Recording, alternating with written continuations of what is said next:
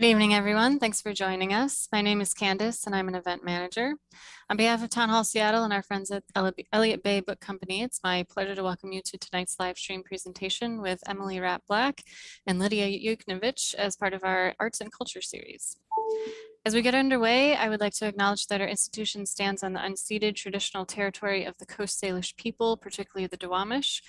We thank them for our continued use of the natural resources of their ancestral homeland. Thank you for tuning in tonight. Town Hall is proud to be a community-focused organization and a place where we can share and sustain ideas, even if it means we can't gather yet in person. I'd like to thank Emily and Lydia for appearing tonight to help make that possible. If you share in Town Hall's vision for a robust community engaged in the arts, science, and culture where everyone has a voice, please consider supporting us tonight by making a donation or becoming a member.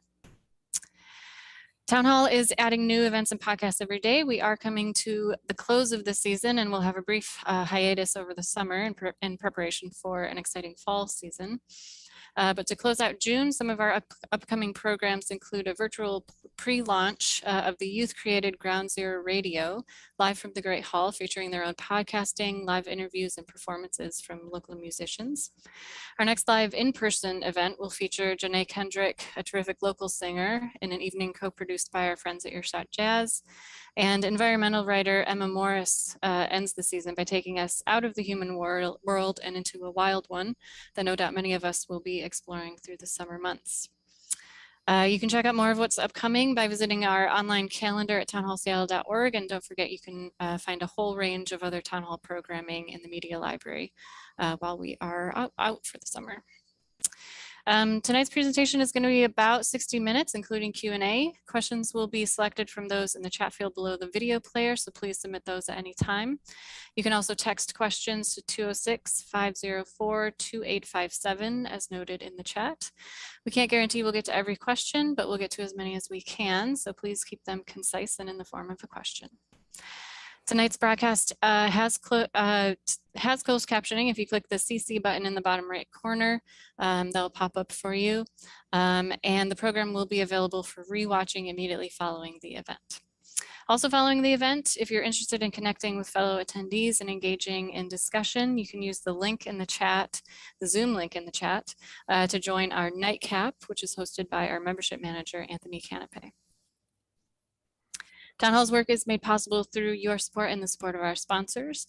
Our Arts and Culture series is supported by For Culture, Arts Fund, Seattle Office of Arts and Culture, the Northcliffe Foundation, and Winco Foundation Northwest. And finally, Town Hall is a member-supported organization, so I want to thank all the members watching tonight.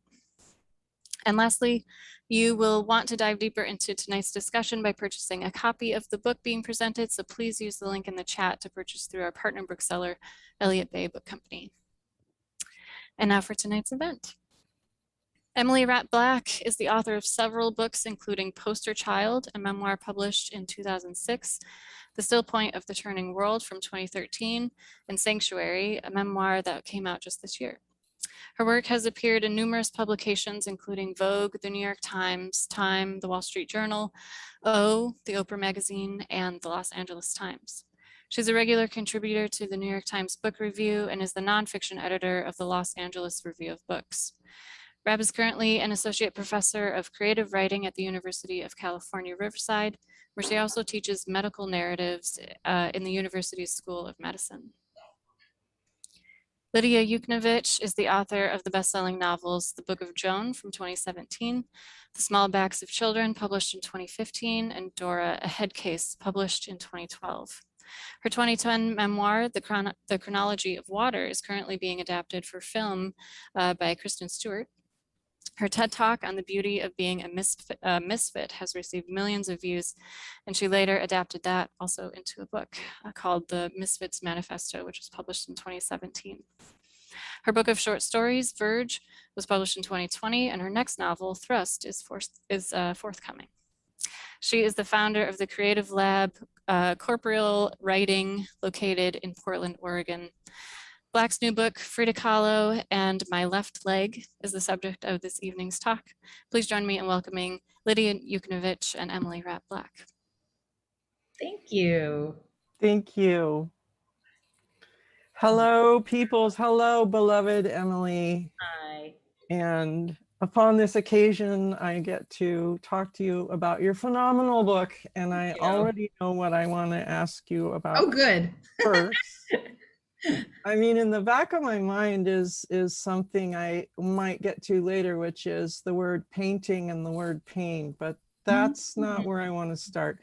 I just want to start with Frida Kahlo and your relationship to her and how that threaded into you wanting to make this storytelling book object for people who are going to run out tonight and buy it because I'm going to make them.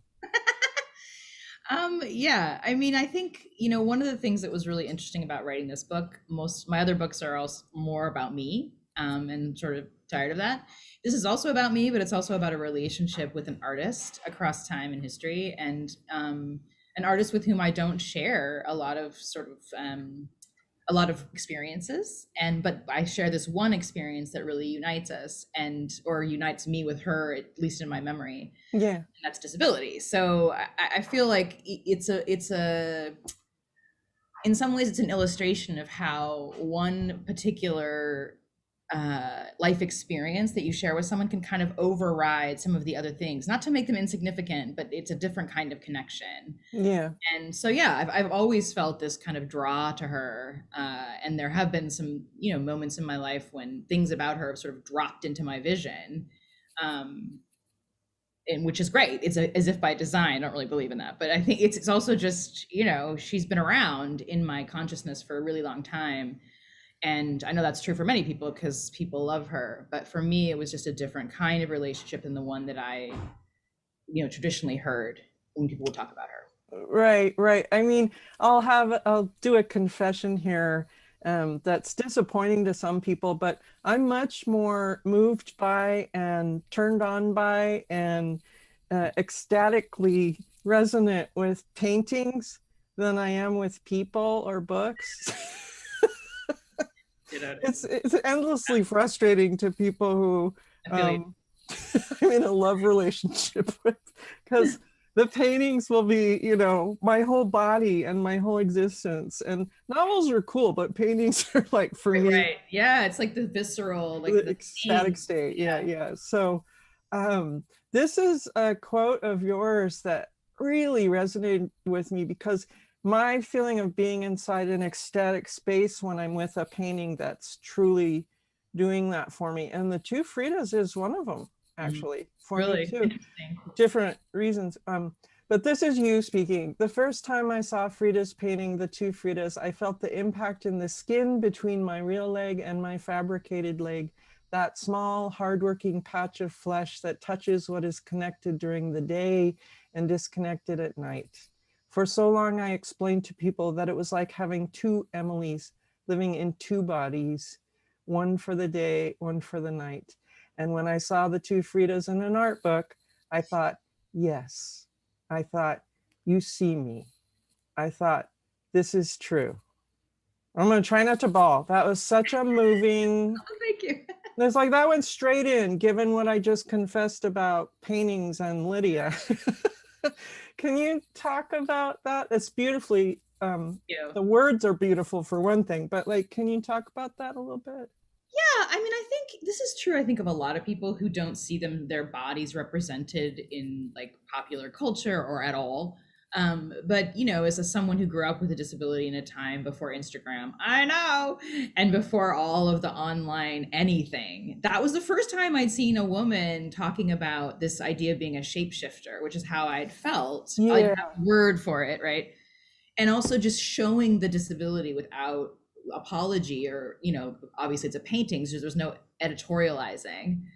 And I just was like, oh, it's how I feel like my heart is sort of out of my chest, for all different kinds of reasons, but that there's this kind of interplay between two people, two physical people that are very different but the same. And I just was so stunned by it, like that it, you know how that happens when you just feel like, whoa, that's, you don't even have to think, is this true? Is this good? Like, am I doing this right? It just goes straight into you. Yes. That's how I felt. I just was like, who is this person? Whoa. And like, I'm not an artistic person at all. Like I can't even draw like a cow for my daughter. Like I can't even cut things out of paper. But I was just like, I have to know everything about this person. And so I like proceeded to try to find everything in the library, in the card catalog. I know, old school. And Some people don't know what that is. they're like, what is that? Microfiche?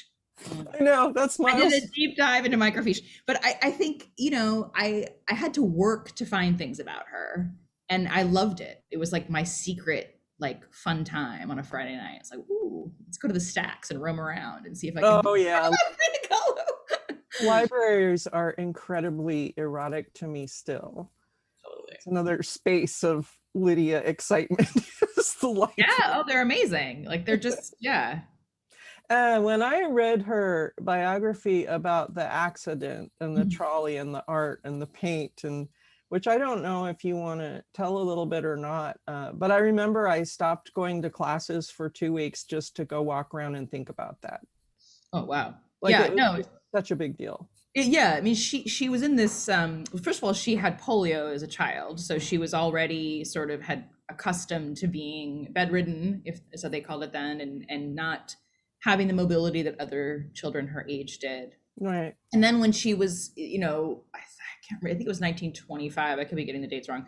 She was on a trolley headed to somewhere, and they got in an accident, and somehow her whole body was sort of pierced with this pole, her pelvis. Like it's a miracle that she lived, but exactly. It messed up her back, it messed up her, her pelvic region, it messed up everything. And it was incredibly painful and very dramatic and bloody. And she was covered in blood, and someone had been traveling with some art dust, like some gold dust. And it was like, she was covered in dust. It was like blood and gold dust. And, a lot of people, when they talk about her, especially like male art historians, talk about it in a sexual way, which of course is gross. Yeah. It's painful. But there's something kind of mythical now about that accident that's kind of often used to talk about her as this sort of like, terrible beauty or whatever. But to be honest, like when I read that, I was just like, that hurt. Like, yeah. And that was just like the beginning of all the things that she went through. And she talks about in her letters and in her journal. And I didn't have that happen to me, but I've certainly experienced a lot of the things that she did. And, people like to fetishize pain. They like to make it something that it isn't. And that happened to her, and she went on and made art. Right. This is where the cross current of something important happens, where there are these tropes about pain that are sort of like, there's the sort of beatific one where suffering makes you stronger. The sort of saintly one. And then there's the sort of kind of crass American bully one, which is no pain, no gain, man. Yeah, like do some burpees. Yeah. Yeah.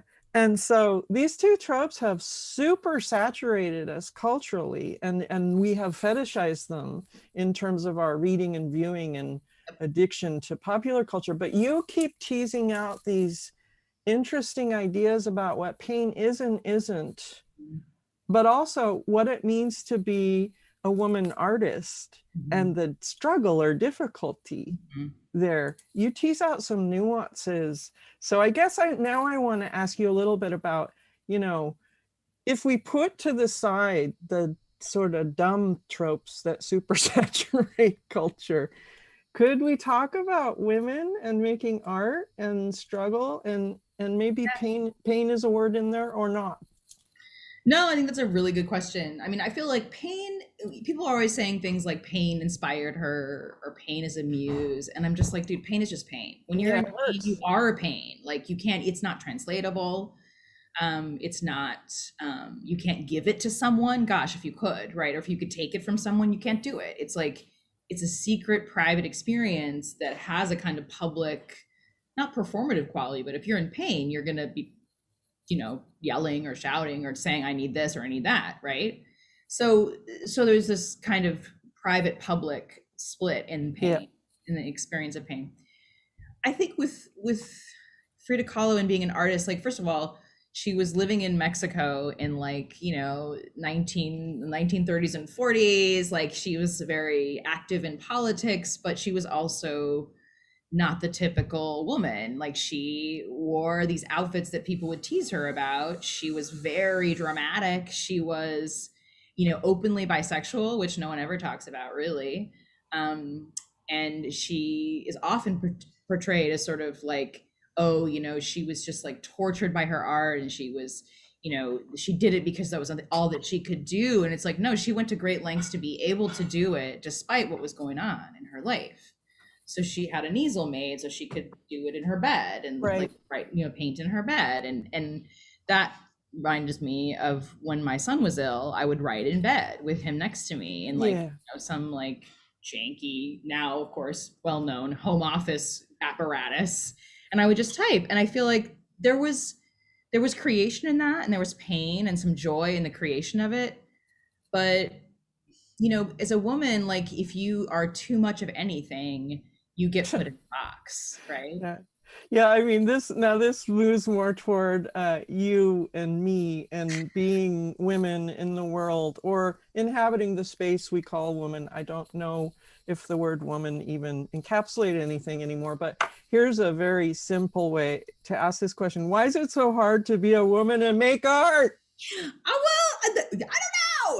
I think it's hard because it involves a combination, an alchemy of ego, right? There's got to be some kind of like, I want to put this forth. Okay, I'm going to stick with this. Okay, I'm going to write it down. Right now.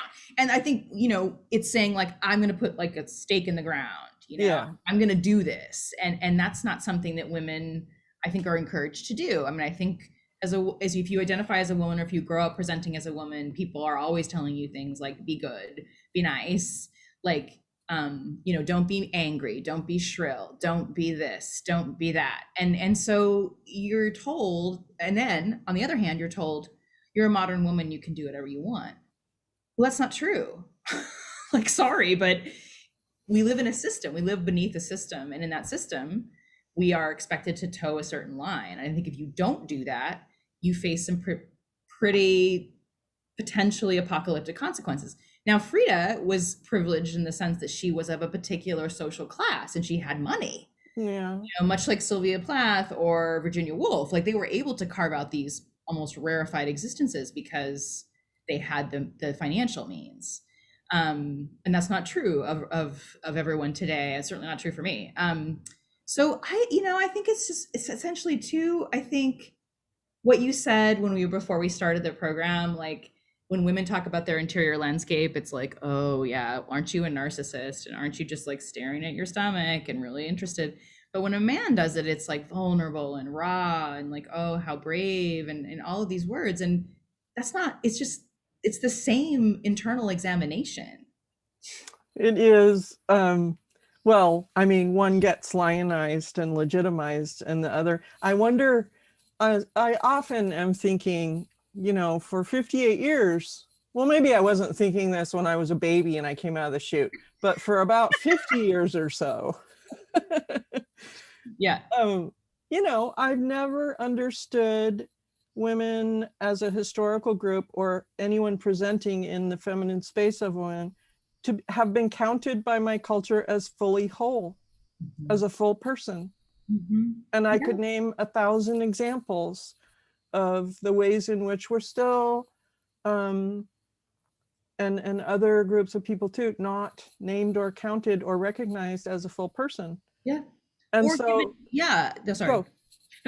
Or given words like Emily Dickinson, spinster. Okay. The woman like is writing poems that like people get tattooed on their bodies and are resonant. I just did I did an event in China where we talked about an Emily Dickinson poem. These are like Chinese teachers born in the 90s who were like moved to tears by her poetry. Like, hello, like, but spinster, Sylvia Plath, crazy. Isn't it sad that she lived alone in that house, in that room?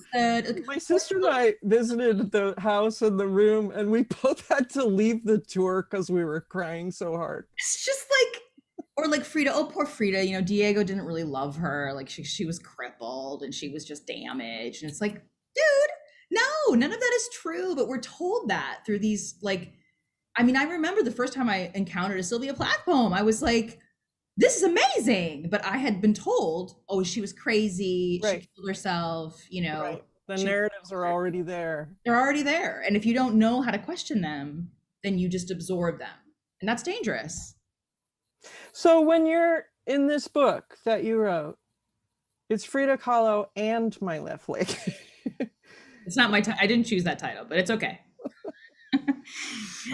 But let's do the other side of the title and talk about bodies for a little bit. Do you think each individual person has a language of their body that's specific to them, or do you think we all experience our bodies as weird or not right or good or whatever, and we try and fit a mono narrative out there? I mean, is there a body language for each person and we need to find it? That's really an interesting question. I want to say yes. I do too. I mean, but I don't know if it's true. Like, I don't either. I mean, I think, you know, well, I'll say that, you know, one of the things that I was really moved by when I started doing this book and writing this book and going to these exhibits and looking at her stuff and her pictures and her photographs was how willing she was to be sort of seen. Mm-hmm. And that, I think, is very erotic and very powerful and very vulnerable. Like, it's all of those things together. And I think maybe what moves me so much about, you know, images of her and her everything about her is that it's aspirational for me to be so willing to be fully seen. I think most women have problems with that. I mean, I do, but I think that's the goal. It's makes me feel like if you could get to that place, you would feel whole, even though you already are, right? Even though if you don't, I don't know. I mean, I don't even know if I'm even making sense about that, but I think when I see the photographs of her and the way that she talks about Diego in her journals and other lovers, like she had this innate sense of like, it's okay to see me. Like, I think you're right about that. The reason I'm looking pensive and is I'm thinking about it as you're saying it. And historically, I think you have something there about her desire to be seen and her most electrified and energetic when she was seen. And she was also positioned at a really intense time in history. I guess all points in history are really intense times, but we can look at hers with a slightly more distance than our own, at least. Yeah, definitely. And it seems clear from her writing and her painting that being seen was part of the reaching for wholeness. I think you're onto something there. Yeah. And there's versions of that in your book, what you just said. I hope so. Yeah. I mean, I also think she's also saying, like, this is what you get to see. Like, I feel like I think there's self-portraits and memoir have a lot in common in the sense that people are like, oh, you're just like stripping in public. It's like, well, first of all, I would never do that, like, ever. Okay. But it's like, I'm controlling the narrative. I'm saying, here's what it's like. Here's who I am. The rest of it's for me. And I feel like she does that in every self-portrait. That's fascinating too, about you and about memoir and about her too. The sort of friction between controlling one's own story versus the projection onto us, which every single nanosecond of life, you know, women and other disenfranchised bodies in the culture are like screens that the dominant culture projects onto as if they own the story, and the friction or the tension is, no, I'm taking it back, but it's fraught with fuck. Yeah. Well, it's like you can see someone's, like, you know, you can see the narrative like falling over their face like a veil. Yeah. And it's, I mean, it depends on the mood of the person. Like, do you want to even engage with that? And then if you hide it, is it weird? Then are you not being true to yourself? You know, it's a constant negotiation. And you know, I was this poor dad. My parents have been here a month. I think they're really over me. But I asked my dad, I was like, okay, here's the deal. Have you ever had someone touch you in public without sort of giving you a heads up? Or, you know, or have you ever been just like patted or, and he no. I was like, that happens to me literally probably once a day when I leave my house, which isn't that much. And Yeah, Andy and I have this discussion all the time too. I mean, he moves through the world in that male space, and quarantine was great in this way. We went on so many walks alone together. I could draw you a map of my entire neighborhood and the adjacent neighborhoods from memory at this point. But he could see how moving through the world was profoundly different.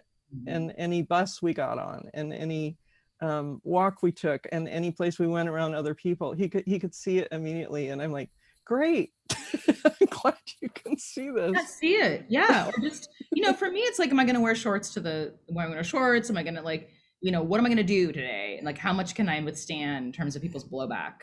And that's changing for me. Like writing this book was an exorcism in that sense. I don't want to say therapeutic because I don't believe in that, but I don't like therapy as a whole other, you know, modality, but it just was, I was just like, whatever, like, you know, I'm just gonna, I mean, I think that you taking a page from Frida's book, like controlling the narrative, like it's okay to change it.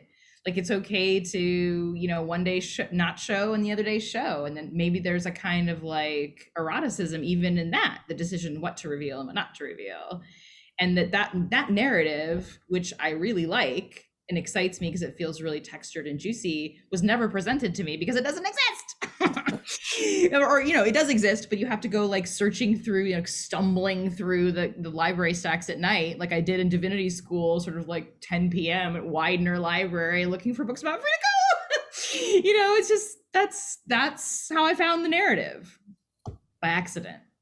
And do you think, you said it was a bit of an exorcism, but in your own right, to write the book, in your own writing, do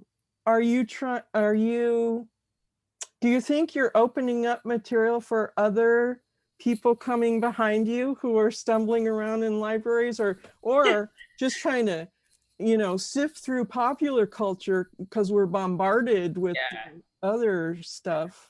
I mean, I would hope that people feel like they get permission somehow to write what they want to write. And that they understand that by writing their own story, they're not inviting voyeurism, they're inviting truth and someone to like acknowledge the truth of who they are. I mean, I think there's also that kind of, that trope is often leveled on women too, like, oh, you're showing us too much. Like we want everything, but don't show us that. Like there's a limit to what we want to see. Oh yeah, we could name examples. Oh yeah, right. In like, hot water. We would, but like, you know, it's just like, oh yeah, yes, be raw, be brave, but not that raw brave. Yeah, you showed us that, not that. not that. We didn't want to see that. And I think that's no one says that to a man. No one says that to a man. Like, oh, don't show us that.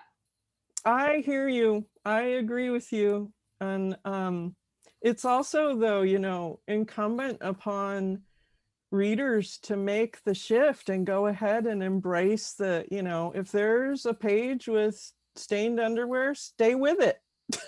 Like yes, exactly. This experience of a real body of a full person, stay with it. And like I also think, and I've said this in other like events and interviews, but people are always like, oh, it's just too brutal. And I'm just like, dude, the most brutal stories we'll never hear. Those people are dead. They weren't allowed to tell their story. Like those stories are in the ground. And, yeah, you know? I feel like that's such a cop out too. Among the most brutal books I've ever read in my life are the two Bibles. Yeah. I mean, talk about brutality. So really? You need to get in line if you come at me with that argument, because I start quoting verses. No, or just like all the stories that we'll never know because the people that were living them weren't allowed to tell them. Absolutely. Like I want to be in conversation with those mysterious moments and not so much with like the rarefied, sort of beautified memoir space. Right, I mean, with you. Looks like, you know. A thing I appreciate about your work that, and of nonfiction great value to me is that, and this book is an example of it, I'm mostly turned off by nonfiction and memoirs that celebritize the self and produce this hero figure. And the memoirs and nonfiction I love the most, the self is the ground that the writer moves from to make a bridge to the reader and to experiences that could make you feel something in your body while you're reading, or a memory in your life, or hey, I'm not alone, I'm not freakish. Those are the nonfiction spaces I think are most beautiful, and I feel like you do that. Thank you. That's such a compliment. No, I mean, I feel like I want someone to not, first of all, don't read my book and think, oh, I'm going to do that with my life. Please don't. But like, don't just, hopefully you won't want to die another day. Like you'll want to be alive some more. Like that's kind of like, it's that epic. Oh, I share that. Yeah. I share do you know that. what I mean? I do. I write books for that very reason. Like I want someone to read it and be like, okay, I'm going to stay in the world. Yeah, I agree with you. And I don't know if those people ever write to me. Most of the people that write to me are, you know, mad or whatever. But like, if they do, you know, I don't even care because I know there's got to be someone. Because I was a reader like that. Me too. And, you know, I think it's really, it's something that people don't often talk about with memoir, like the celebritizing of the self. I think, you know, we only have so many human emotions and experiences. If someone can sharpen a lens and we can move through that lens and see something or experience something about them, then we've learned something about what it means to be a human being. And if we see someone that sort of aligns with some of the characteristics that they presented, we're gonna not want to kill them. I mean, seriously, it's like, you know, I do. I know what you mean. Like, you know, you don't, if you meet somebody that's has a story that you have ideas about and narratives about that you were given by culture, and they tell you a different story and they're like sitting before you or on the page before you, you have to wait a minute. Yeah, you have to hold up a minute. And if the story resonates for you, I'm going to remind people really quickly that you could cook up some questions for Emily. Although I would love to just greedily keep asking her things myself, but you can forward questions for Emily anytime you want. I want to go back a teeny bit. Let's not really go back. I want to keep talking a tiny bit about, do you think it's possible? So you found Frida Kahlo and you had these resonating kind of intense and intimate connection because of some similarities in her art, etc.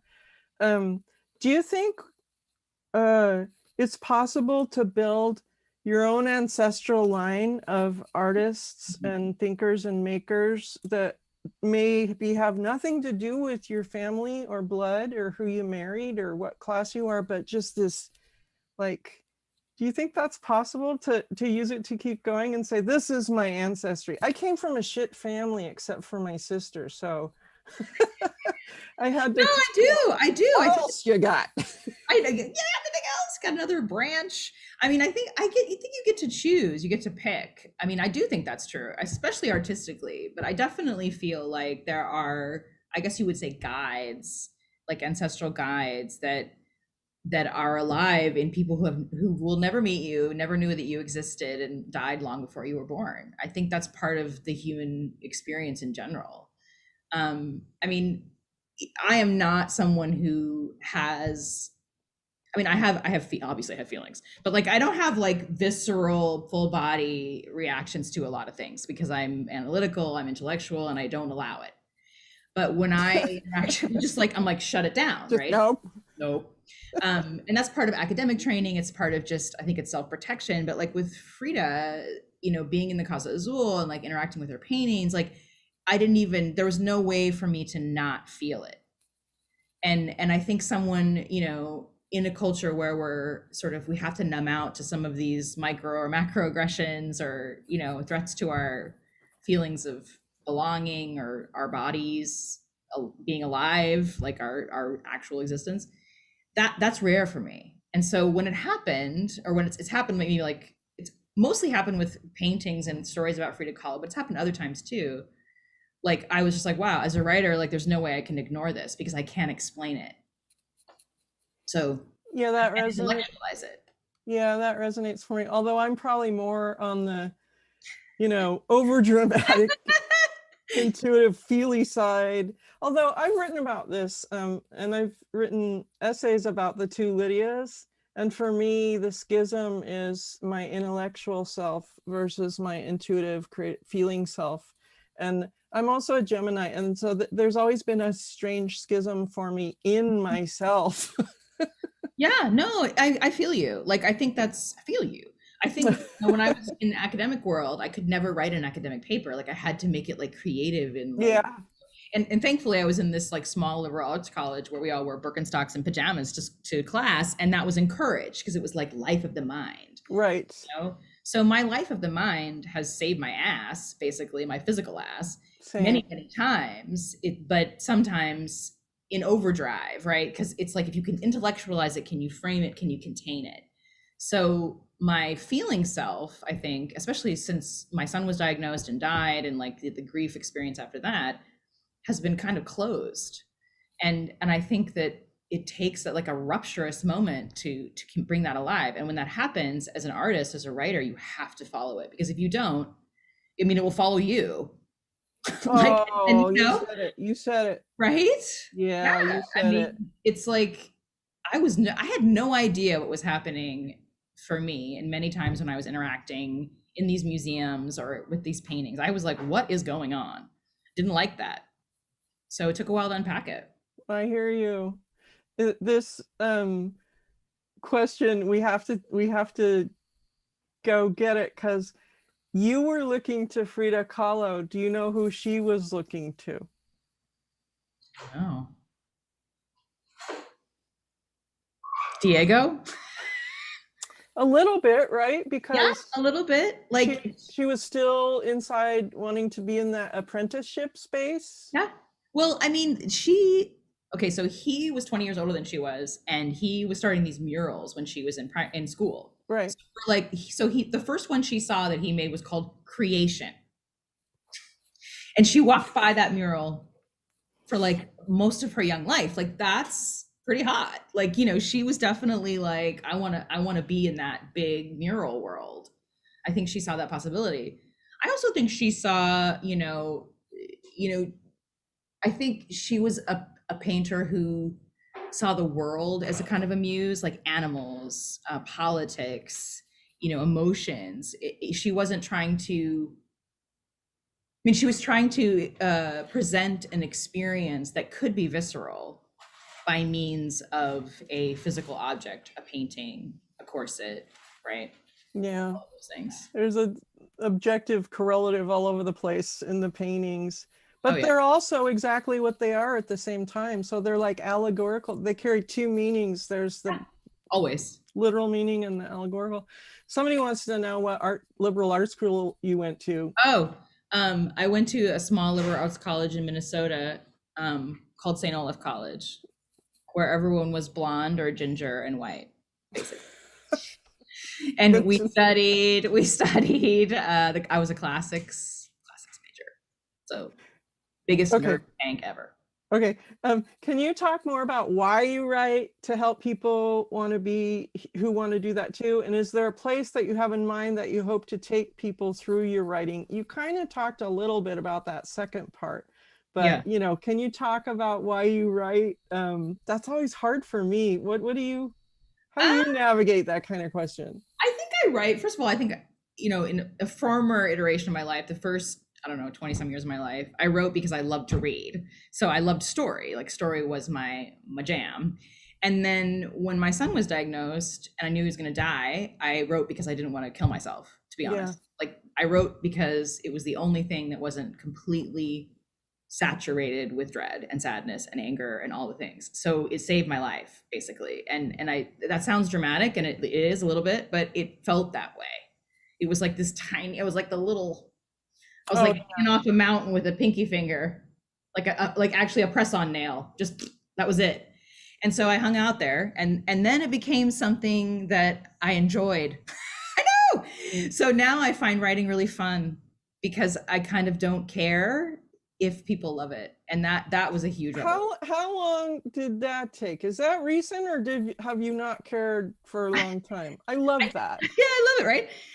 I didn't care when I was writing Still Point. I didn't even know what I was doing. Like, I just was like, you know, and that book too is an example of the power of community. Like my girlfriend Weber was like, you know, you're not answering your phone, which I never do. But she's like, you're not responding. Like, we don't know what's going on with you. We're really worried. I'm going to create this blog space, and why don't you get in there and do some stuff? And I took that all the way to town. Like, I was like, okay, you know. So I just kept writing, and I was like, it wasn't for anything but the sake of doing it. Yeah. It was work for the sake of work, which is something I'd heard a teacher tell me decades before. And I was like, whatever, don't you just do this so people love you? Like, you know, I was just like, I didn't believe him. But I feel like then I stopped caring. And sometimes I still have a moment of like being like, oh, hi, Charlie. My daughter's here with the mask on. Like, not a mask, but a fun mask. And then I just kind of, I just got released from that. It just felt amazing to not care. And it's probably a function of getting older and, you know, whatever, but it was also very clear to me when I was writing Still Point, and even Sanctuary, and even parts of Frida, was just like, I was going to follow that boom, that rupture, that burst star. I was going to follow it, because if I didn't, there was no, like, I didn't have purpose or meaning. And like, you can only survive if you have purpose or meaning and meaning. Yeah. So are you at a place where sometimes your writing is play, or just like, God, that's such an amazing feeling? It's so fun. Yeah. And also, like, yeah, it is. Like, it's become this thing where I'm like, wow, this should be joyful. It should be what I guess scientists do when they go in and like put things in jars. And you remember like in high school, like in chemistry, they're like, now we're gonna make aspirin, and there's like all these explosions, like these 16-year-olds like exploding beakers all over the thing. I think art can be like that. It can be untethered from the final outcome. And in some ways it has to be. Oh, let me sneak this in. I'm asking it because I run into it so much. Do you get the sense that there, I can't believe I'm even asking this, there's too much attraction to the product of publication in writers right now? Like, yes. And to the writer, him or herself, or themselves. Like, I don't want people to recognize me on the street. That sounds terrifying. Mm-hmm. You know, I don't want to be like, I want to be a guru for anybody's anything. Like, I just want to make art. I want to make people feel uncomfortable. Like, that's it. So no, I do. And I think it's like, you must get students who are like, they want to publish now, and they want to get the now, and they want to do the. It's like, you have to be, you're going to write the best book if you're the least attached to the outcome. I mean, how do you get people to believe that? I say that all the time, but they look at me like, yeah, but. I think that comes back to finding the joy. It's like, if you're not, like, I said this to, I don't know, some class I taught last week, there were like 400, but like, if you don't enjoy what you're doing, don't do it. Like, there's plenty of things you can do with your life that will bring you more joy. Like, and I had this question that I would ask, like, and it sounds like a dopey business question, because it kind of is, but what's your core value? Like, what's your core value? Is it to make $1 million? No judgment, but okay, probably not going to do it here in this writing space unless you're lucky. Pretty rare. For me, it's like, I don't know what, one of my core values is fun, which is, I would like to have fun. And the other is like making these human connections across time and space and history. However that looks, like that is really important to me. And I think that's what religion is supposed to do, and I think fails at doing. But I think that art is the only vessel for that. So. Oh, I love that. We must have I identify with that. To make connections across time and space and history is bigger for me than does this sell or play well. Yeah. Like, it just, there's no way. I mean, you can try to like fit a formula. I've tried it. I mean, I would love to make $1 million, but I can't do it. Like, I can't write those books. I can't write beach books. I wish I could. Well, you've seen my work. It's a like, no, but like I said to you before, like when I sat down and read Verge, I read it in one sitting in a chair in one room, and then I sat down and wrote like a maniac for like 14 hours, and I was totally into writing, and like it's just like that makes me feel alive, you know. That you're so generous to tell me that, because one of my only core values in the product part, you know, the object when it's done is this of use value to anyone? And so when you tell me stuff like that, it's like, okay, I can get up another day and put word on the page. I mean, I'm sure you've gotten notes from people that are like, I read your book and I just feel so changed, right? You know, well, the ones that aren't crying. Right, but if you feel changed, like if you feel changed, you feel alive. Yeah, like, that's a good yeah, that's something to strive for. This is for both of us, but I'm making it for you. Who are some of your other chosen artistic ancestors besides Frida Kahlo? Like, are they writers? Are they plumbers? Are they artists? I mean, this is gonna out me as a classics major, but like I would say, you know, some of the dead white philosopher dudes from the 19th century. And what is in that for you? Like, what is it? So like Kierkegaard, Hegel, and Nietzsche were the three philosophers that I studied intensely as a graduate student. And, you know, I just found something really beautiful in the mental gymnastics and in the charts and in the thinking about thinking, like what is knowing, who knows? So those were very foundational for me. I think it just in terms of intellectualizing things, putting a frame around things, questioning things. And I would say some sort of Gordon Kaufman, who was a theologian, was a teacher of mine, and he believed that creativity, that we're all involved in creating God. Like everyone has a part in the creation of God, and I love that idea. However you want to picture God, he wasn't very sort of prescriptive about it.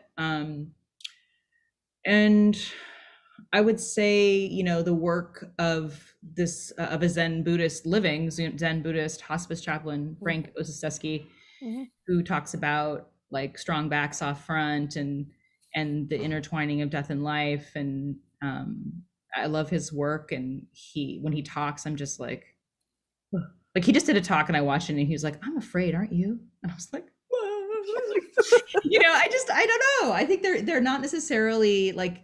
Frida Kahlo is the only painter that I really know at all about because I can't draw. I tried. I have a writer friend or an artist friend, Carrie Skanga, who I do collaborations with. She's definitely, I feel like someone I've known in other lifetimes or something. Like I just resonate really like powerfully whenever I see something that she's done, a sculpture or a print, or an installation. So, I mean, I think you get to choose and it can change, which is nice because you can't really change your actual ancestral tree. Sadly. Oh, I just burned mine. I mean, then you get these emails from like, and then like the names, like some of the names in my tree, I'm like, this is like the weirdest name. Like who walked through the world with this name? So no, I think you get to pick. And I don't know. Do you think writers are any good today at creating and living and helping each other in community, or are we in a crisis spot there? Or I guess I mean both locally and globally. What do you think about that? Well, I mean, I can only speak from my own experience, and I always talk about this group of women, but this group of women that 2 years ago we all met and we all had this experience of losing a child through different methods. And now we keep meeting. We've been meeting for like 2 years, and it's like unicorns. I mean, I feel like unicorns like float around my head whenever we're in that Zoom room because it's just the writing has bloomed, and it's bloomed because we are connected. Not just by the shared traumatic experience, but because now we all know each other. It's not therapy. It's not like we're all best friends. We just it's I don't even know how to describe it. It's like this intellectual, emotional writer support group where people are just their writing is just exploding. So yes, I believe that does work and happens in smaller, more intimate spaces globally. And like in this country, I don't know. I mean, I think that's an issue of commerce again, which of course I know nothing about really. You said earlier, part of my mind latched onto it, that we were talking about memoir and you said it's not therapeutic, it's not cathartic, that's just a whole nother modality. You said something like that. You may have said that verbatim because I remember things in these snatches. What do you mean?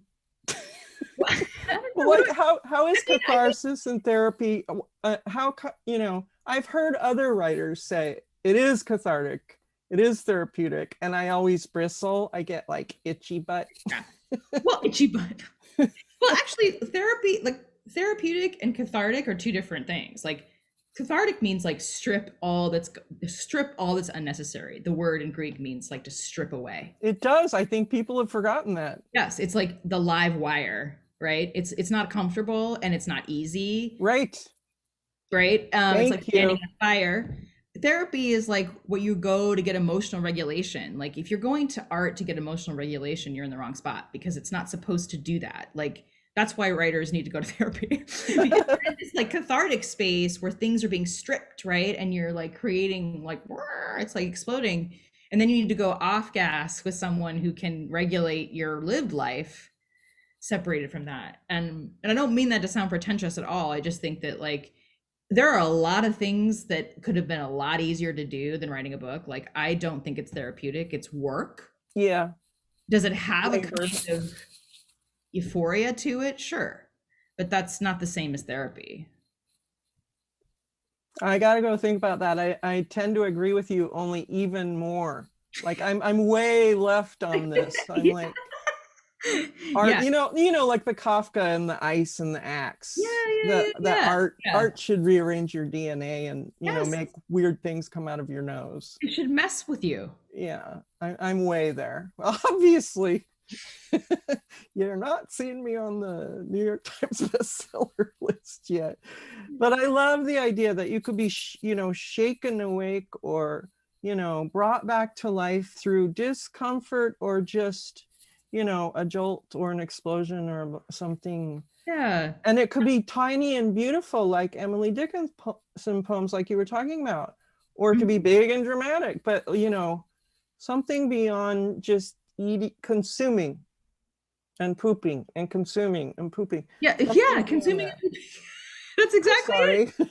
No, it's completely true though. It's like it's gotta be, it has to mean more than that. It has to feel like more than just generating, Yeah. right? It has to have a kind of like magical sort of puff to it, if that's a word. I don't think that's a word, but like, you know, it's like steam, you know, it's like if you've been outside and you're hot and you come inside, it's like steam rises off your skin. Like that's, you know, that's magic kind of. It's like, and that's what happens when you read something. That's how you feel. I mean, and there's no way to manufacture that, I feel like, and there's no way to predict it either. Oh, yes. Yeah. We have a mutual friend named Cheryl that we've talked a lot about, like nobody's ever going to know what hits next or what's, you know, going to do anything. And so why waste energy worrying about it? It's like No you've got to write. know. Yeah, you have to write what's like what you have to say. That's it. That's it. What are you working on now or next? Or do you just need a big, huge break? Or, I mean, you had 2 books in a row. That's a lot. And it takes a lot. I mean, I'm switching over in some ways to fiction. It's back to fiction. That was my first sort of love. Yeah.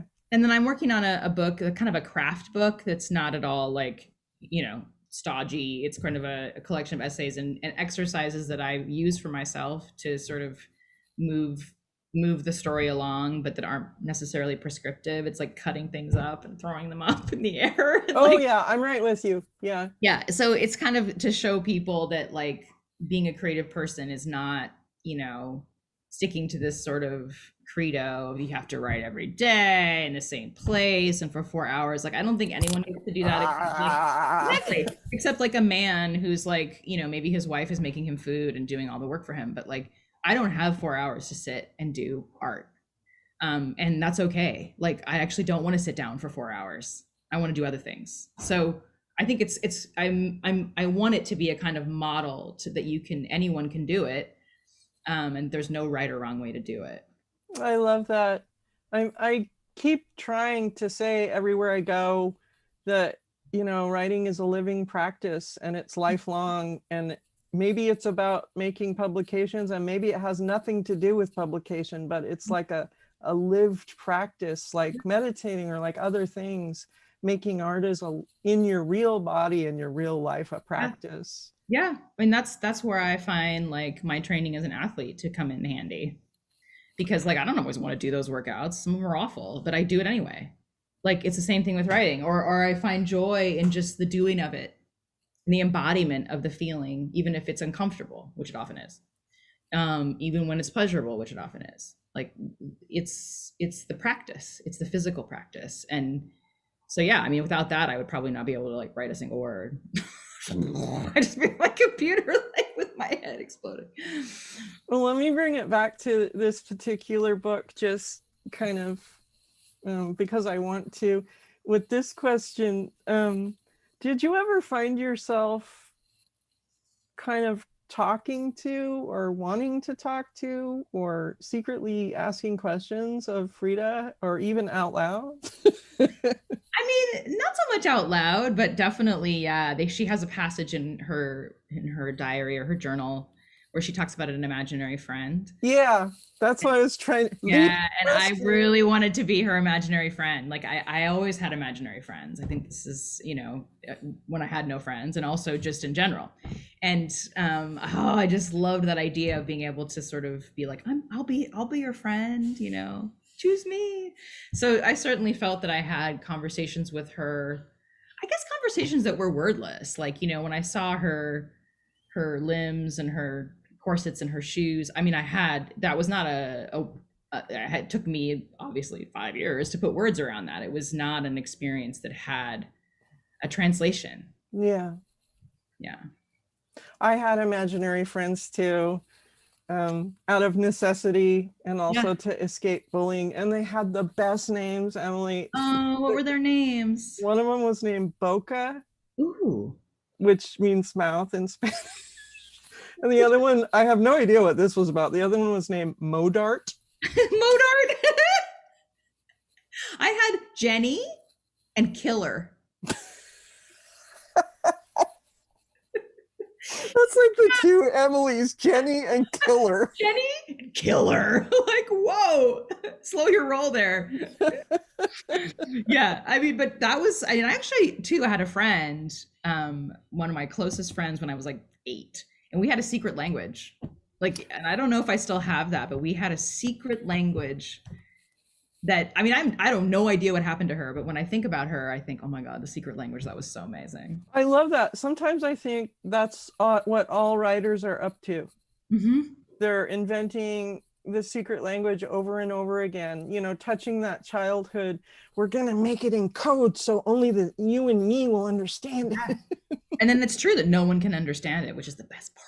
Yeah, well, it's absolutely true often. Well, I have loved writing in the same time and space that you're writing. Oh, me too. And I love that we've crossed a little bit and made a little code talk between us. Definitely. No, I really appreciate your work. I always have, and for years and years. And I appreciate you doing this event with me so much, and for reading the book and all the things, and for your work. This is like two people awkwardly trying to do the come down. And now, I know the outro. Okay. And now, did we do it okay, Candace? That was great. That was perfect. Thank you both so much on behalf of Town Hall for being here tonight. Emily, you said that Lydia's writing made you want to go write, and I feel like this talk has made me want to go read. So I hope that was part of the goal, or it succeeded if it was. I want to thank the audience as well. Thanks for watching tonight. I want to encourage you to purchase a copy of Emily's book. There's a link in the chat that's going to take you right over to Elliott Bay, and you can support a local store. I hope that you both are looking forward to a great summer, and that you are staying safe and healthy. And I hope that you have a great night. Thank you so much. Thank you. Thank you, Lydia. I love you. Someday in Iceland. Oh, you got it. Okay. Thanks, Candace.